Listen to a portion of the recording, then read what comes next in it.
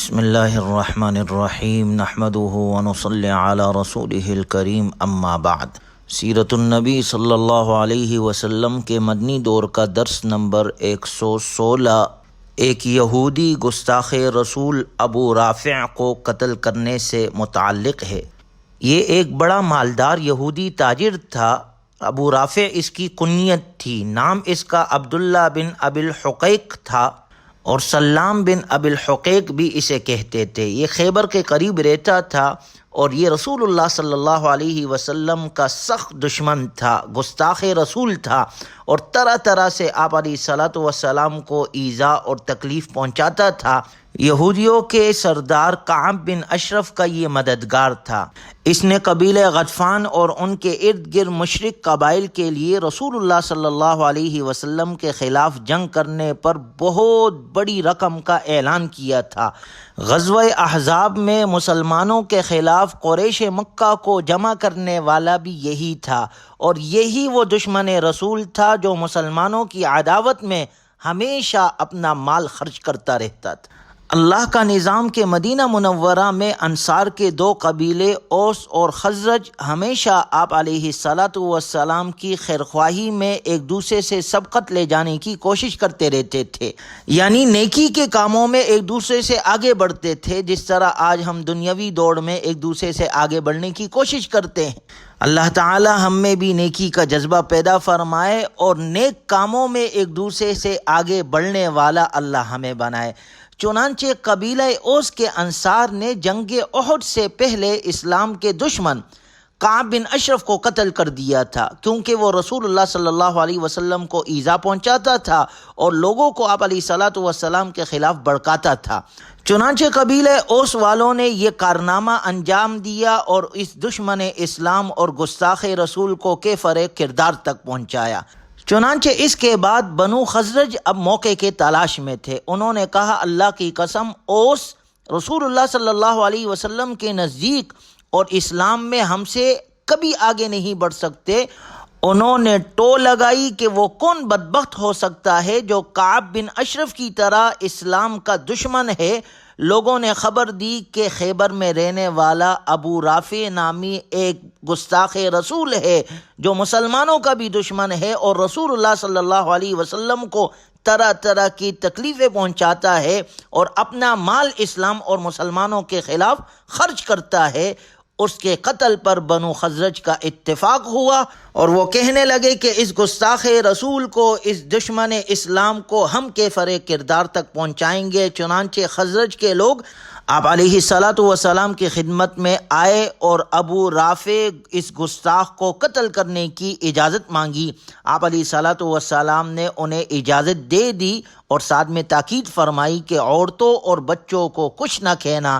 چنانچہ رسول اللہ صلی اللہ علیہ وسلم نے رمضان سن 6 ہجری میں عبداللہ بن عتیق کو ان کے ساتھیوں سمیت روانہ کیا۔ یہ ایک مختصر سی جماعت تھی اور اس جماعت کے تمام افراد خزرج سے تعلق رکھتے تھے۔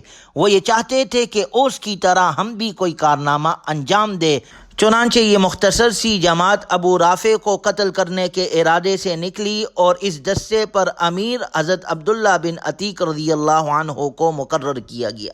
جب صحابہ کرام رضی اللہ عنہم اجمعین کا یہ دستہ ابو رافع کے قلعے کے پاس پہنچا تو سورج غروب ہو چکا تھا۔ لوگ اپنے اپنے جانور لے کر قلعے میں داخل ہو گئے تھے۔ حضرت عبداللہ بن عتیق رضی اللہ عنہ نے اپنے ساتھیوں سے کہا، تم یہیں ٹھہرو، میں جا کر دربان کے ساتھ کوئی ہیلا کرتا ہوں، شاید اس طرح قلعے میں داخل ہو جاؤں۔ یہ آئے اور دروازے کے قریب سر پر اس طرح کپڑا ڈال کر بیٹھ گئے جیسے قضائے حاجت کر رہے ہیں۔ حضرت عبداللہ رضی اللہ عنہ فرماتے ہیں کہ سب لوگ قلعے میں داخل ہو چکے تھے۔ دربان نے آواز لگائی، اے اللہ کے بندے، اگر تم داخل ہونا چاہتے ہو تو جلدی سے داخل ہو جاؤ، میں دروازہ بند کر رہا ہوں۔ میں اندر گھس گیا اور گات لگا کر بیٹھ گیا۔ دربان نے دروازہ بند کر لیا اور چابیاں ایک جگہ پر لٹکا دی۔ جب وہ سو گیا تو میں چھپکے سے اٹھا، چابیاں اٹھائی، دروازہ کھول دیا۔ یوں میرے سارے ساتھی قلعے کے اندر آ گئے۔ ابو رافع کے پاس ہر رات محفل ہوتی تھی، لوگ باتیں سناتے، گپ شپ کرتے اور اس طرح یہ محفل سجتی تھی۔ کہتے ہیں اس کے ارد گرد لوگ بیٹھے ہوئے تھے۔ جب ہم نے لوگوں کے جانے کا انتظار کیا، سب لوگ چلے گئے تو میں اس کے پاس پہنچنے کے لیے سیڑھی چڑھنے لگا۔ میں جو دروازہ کھولتا اسے اندر سے بند کر لیتا تھا۔ میں نے یہ سوچا کہ اگر لوگوں کو میرا پتہ چل بھی گیا تو جب تک وہ میرے پاس پہنچیں گے تو میں اس گستاخ رسول کو ختم کر چکا ہوں گا۔ حضرت عبداللہ بن عتیق رضی اللہ عنہ کہتے ہیں کہ میں اس طرح دشمن اسلام ابو رافع کے پاس پہنچ گیا۔ وہ ایک کمرے میں اپنے بچوں کے بیچ میں تھا۔ کمرے میں اندھیرا تھا، پتہ نہیں چل رہا تھا کہ وہ کہاں ہے۔ میں نے پکارا، اے ابو رافع۔ اس نے پوچھا کون؟ میں نے فوراً آواز کی سمت میں دوڑ کر اس پر تلوار کا وار کیا، لیکن میرا یہ حملہ کارگر ثابت نہ ہوا۔ وہ چیخنے لگا۔ میں کمرے سے باہر نکل آیا اور کچھ فاصلے پر رک گیا۔ پھر میں دوبارہ داخل ہوا اور اس کے مددگار کے انداز میں آواز بدل کر پوچھا، ابو رافع یہ کیسے آواز تھی؟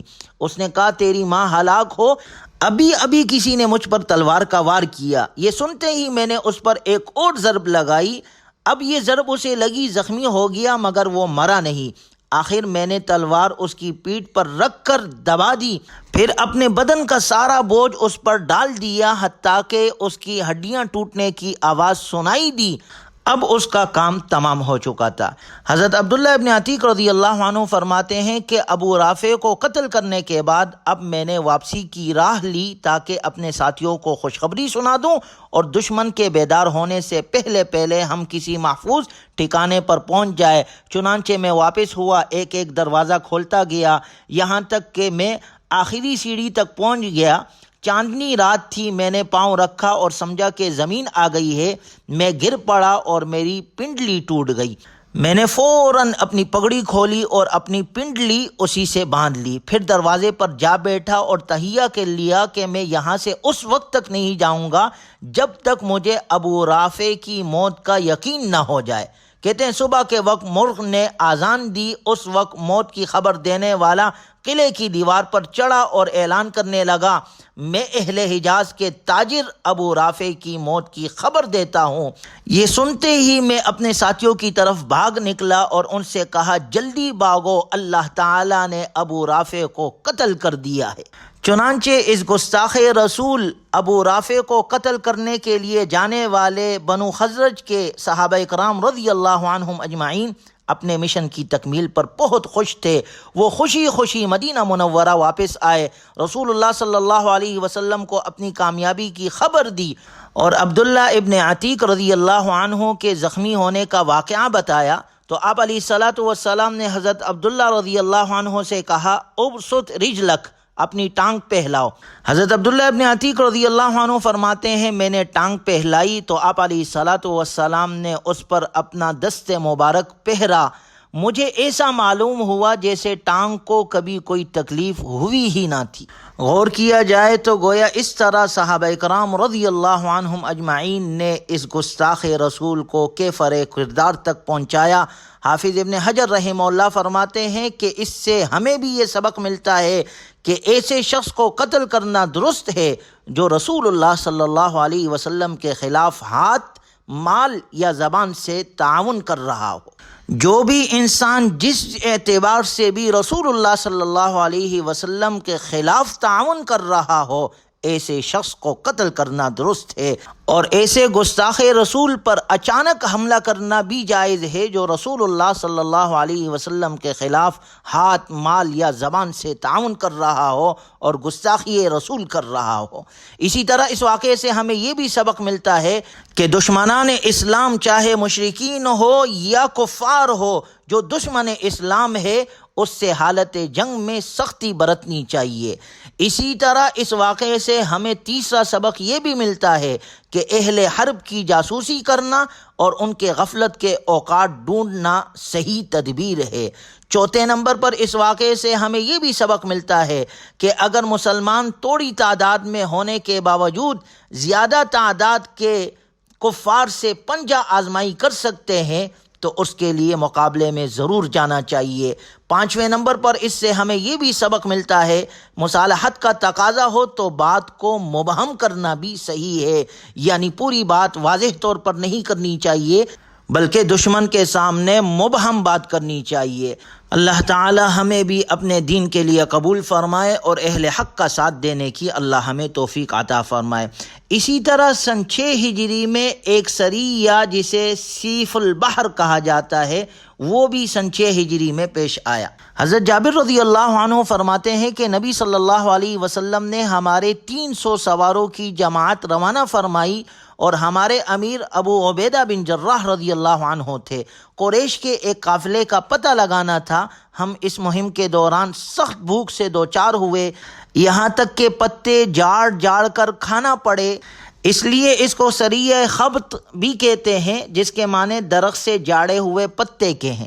جب صحابہ اکرام رضی اللہ عنہم اجمعین سخت بھوک سے دوچار ہوئے، یہاں تک کہ پتے جاڑ جاڑ کر کھانے پڑے، تو آخر کار ایک آدمی نے 3 اونٹ ذبح کیے، پھر 3 اونٹ ذبح کیے، پھر اس کے بعد 3 اونٹ ذبح کیے، لیکن اس کے بعد حضرت ابو عبیدہ بن جراح رضی اللہ عنہ نے اسے منع کر دیا، اور پھر اس کے بعد ہی سمندر نے عنبر نامی ایک بڑی مچھلی پھینک دی، جس سے حضرت جابر رضی اللہ عنہ فرماتے ہیں کہ ہم آدھے مہینے تک کھاتے رہے اور اس کا تیل بھی لگاتے رہے، یہاں تک کہ ہمارے جسم پہلی حالت پر پلٹ آئے اور ہم تندرست ہو گئے۔ ابو عبیدہ رضی اللہ عنہ نے اس کی پسلی کا ایک کانٹا لیا اور لشکر کے اندر سب سے لمبے آدمی اور سب سے لمبے اونٹ کو دیکھ کر آدمی کو اس پر سوار کیا، اور وہ سوار ہو کر کانٹے کے نیچے سے گزر گیا۔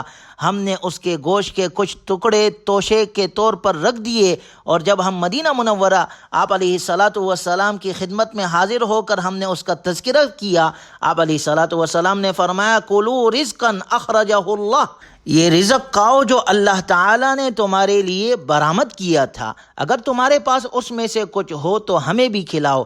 ایک صحابی نے آپ علیہ الصلاۃ والسلام کی خدمت میں وہ گوشت پیش کیا تو آپ علیہ الصلاۃ والسلام نے اسے تناول فرمایا۔ یہ وہ سرایہ تھے جو سن 6 ہجری میں پیش آئے۔ اللہ تبارک و تعالی ہمیں اپنے دین حق کے لیے قبول فرمائے اور اہل حق کا ساتھ دینے کی اللہ ہمیں توفیق نصیب فرمائے، اور جناب رسول اللہ صلی اللہ علیہ وسلم کے سنتوں کے مطابق اللہ تعالی ہمیں اپنی بقیہ زندگی گزارنے کی توفیق عطا فرمائے۔ وآخر دعوانا ان الحمد للہ رب العالمین۔